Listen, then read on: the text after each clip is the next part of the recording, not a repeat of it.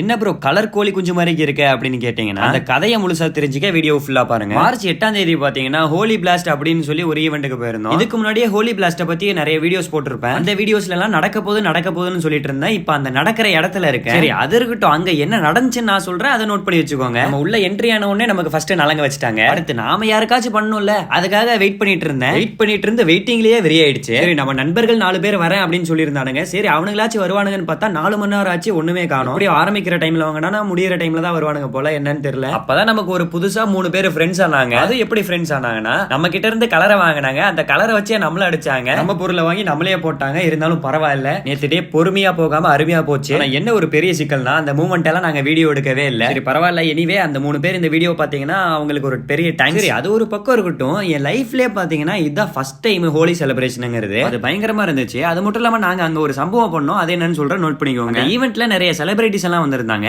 அதுல பாத்தீங்கன்னா Priya warrior ma'am வந்திருந்தாங்க. நாங்க செஞ்ச பொருளுக்கு வந்த ரியாக்ஷன் தான் இது. எனக்கு என்ன ஒரு பெரிய வருத்தம்னா, நான் போய் பக்கத்துல நின்று போட்டோ எடுக்க முடியல, என் நண்பன் மட்டும் பக்கத்துல நின்று போட்டோ எடுத்துட்டா. அதுதான் ஒரு மாதிரி வைத்தறிச்சலா இருக்கு. அந்த மன வருத்தத்திலேயே மௌனத்துல நம்ம போட்டோ வீடியோஸ் எடுத்துட்டே உட்கார்ந்தாச்சு. சொன்ன மாதிரிக்கே முடியிற டைம் அடுத்துதான் நம்ம நண்பர்கள் எல்லாம் வந்தானுங்க 4 மணி நேரம் கழிச்சு. சரி 4 மணி நேரம் கழிச்சாச்சு நலமா வந்தானுங்க. உடனே நாக் அவுட் ஆகிற அளவுக்கு வேகமா விளையாண்டு இருந்தோம். நாங்களாச்சும் பரவாயில்ல, கலர் அடிச்சது மட்டும் தான் விளையாண்டு இருந்தோம். பக்கத்துல ஒரு கேங் ஜூஸ் எல்லாம் தூக்கி வீசி விளையாண்டு இருந்தாங்க. பயங்கரமா சொல்லணும்னா எல்லாருமே பயங்கரமா சந்தோஷமா ஆடிட்டு இருந்தாங்க. இதுல நம்ம வித்யா வாக்ஸ் மேம் வேற பாட்டு பயங்கரமா பாடிட்டு இருந்தாங்க. அதை கேட்டுட்டு சும்மா இருக்க முடியுமா? அப்போதான் கடைசியில நம்ம அரோரா அக்கா வந்தாங்க. அரோரா அக்காவை பார்த்துட்டு அற்புதமா டேவை கம்ப்ளீட் பண்ணியாச்சு.